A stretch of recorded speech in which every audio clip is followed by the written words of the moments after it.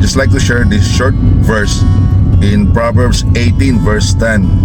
The Bible says, "The name of the Lord is a strong tower. The righteous run it into it and is safe."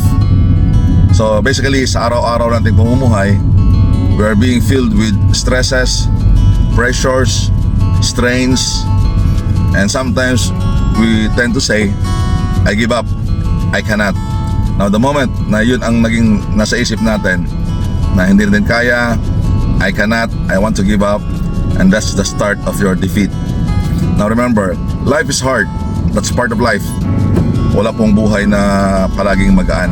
Marami pong hirap o mga pagsubok. That's part of life. But remember, when we are being struck by adversaries sa buhay natin, tandaan natin that the name of the Lord is strong, in which we can run unto Him and we will be safe.